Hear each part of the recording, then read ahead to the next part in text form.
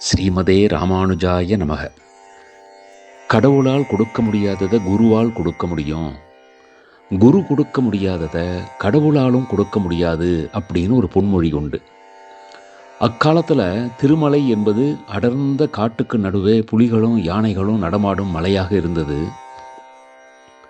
ஒரு நாள் ஸ்ரீ ராமானுஜாச்சாரியாருடைய மனசில் ஸ்ரீ நம்மாழ்வாருடைய திருவாய்மொழியில் 3வது பத்தில் 3வது பாசுரம் ஒன்று திரும்ப திரும்ப அலமோதுது. திருமலை திருப்பதியை பற்றி மக்கள் அதிகம் கேள்விப்படாத அந்த காலகட்டத்தில் வேதம் தமிழ் செய்த மாறன் சடகோப்பன் என்றெல்லாம் போற்றப்பட்ட ஸ்ரீ நம்மாழ்வார் எப்படி ஸ்ரீ திருவேங்கடமுடையானை பற்றி அந்த பாசுரத்தில் பாடியிருக்கிறார் அப்படின்னு ஒரு ஆச்சரியம் ஒரு பக்கம். அந்த பாசுரம் ஏன் தன் மனதில் திரும்ப திரும்ப அலைமோதுது அப்படின்னு யோசித்த ஸ்ரீ ராமானுஜர் அடுத்த நாள் காலை தன்னுடைய சீடர்களையெல்லாம் தன்னை பார்க்க வரும்படி சொல்கிறார்.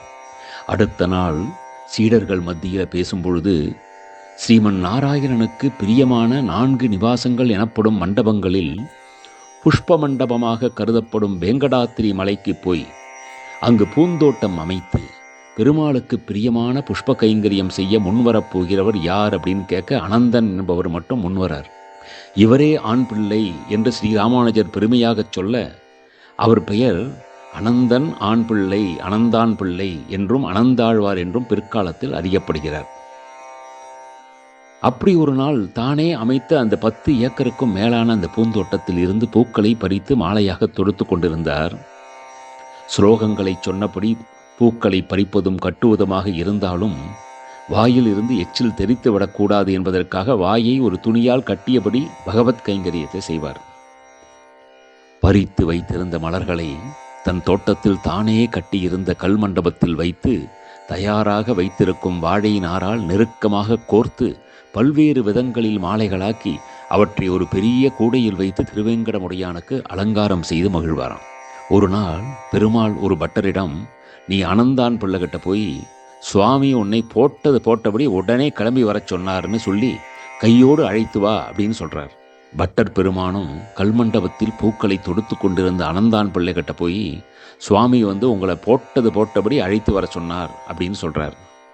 உடனே அனந்தாழ்வாரோ, உங்களுக்கும் உங்கள் சுவாமிக்கும் வேறு வேலையே கிடையாது, சும்மா அழைப்பார், அடியேன் இங்கே என்ன சும்மாவா இருக்கேன், இந்த மொட்டுக்கள் மலர்ந்தும் மலராமல் இருக்கும் பொழுதே தொடுத்தால்தான் மாலை நன்றாக இருக்கும், மலர்ந்துட்டா இந்த பூக்கள் எல்லாம் நறுமணம் காற்றில் கரைந்து குறைந்து போகும், அடியேன் ஆச்சாரியருடைய ஆணையை கடைபிடிக்கிறேன், சுவாமிக்கு என்ன பத்மபீடத்தில் நின்றுக்கிட்டே எல்லார்கிட்டையும் உத்தரவு போட்டபடி இருப்பார், அவருக்கும் உங்களை போல் பல பேர் சேவை செய்ய இருக்காங்க, அடியேன் கதை அப்படியா, அடியேன் ஒரு தனியே ஆள், உதவிக்கு கூட ஆள் இல்லை, அப்படியே உதவி செய்ய யாராவது வந்துட்டால்தான் என்ன, அடியேனுக்கு அது ஒப்புமா, அதனால் நீங்கள் போய் சுவாமிகிட்ட பூமாலை தயாரானவுடன் வரேன்னு சொல்லுங்கோ அப்படின்னு சொல்கிறார் அனந்தாழ்வார்.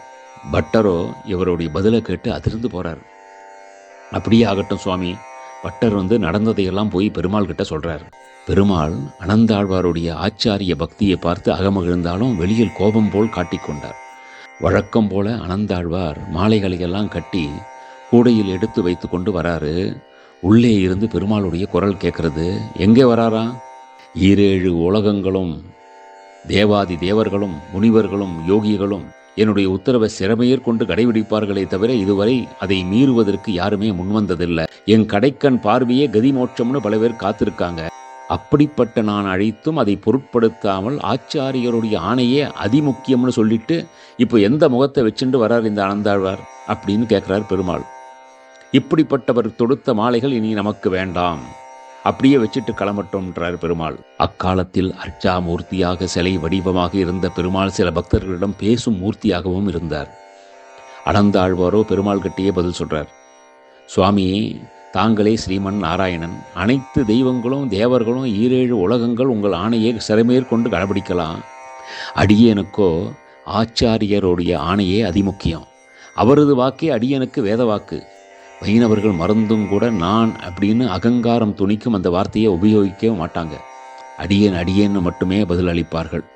அனந்தாழ்வார் மேலும் சொல்கிறார், அடியனுக்கு ஆச்சாரியர் அனுக்கிரகமே போதும், அவரது கடைக்கண் பார்வையே அடியனுக்கு பரமானந்தம், சுவாமியின் பார்வையை விட அடியனுக்கு ஆச்சாரியருடைய ஆணையை நிறைவேற்றுவதே அதிமுக்கியம், ஆச்சாரியருடைய ஆணையின்படி தான் அடியேன் அழகான மாலைகளெல்லாம் தொடுத்து அர்ப்பணித்துள்ளேன், அப்புறமா உங்களோட இஷ்டம், இங்கே தொங்க விட்டுட்டு கிளம்புறேன், ஏற்றுக்கிறதும் ஏற்றுக்காததும் தங்களுடைய விருப்பம்னு சொல்லிட்டு கிளம்புறார் அனந்தாழ்வார். பத்மபீடத்தில் நின்று கொண்டிருந்த பெருமாள் இந்த பதிலை கேட்டு ஆனந்தமடைகிறார்.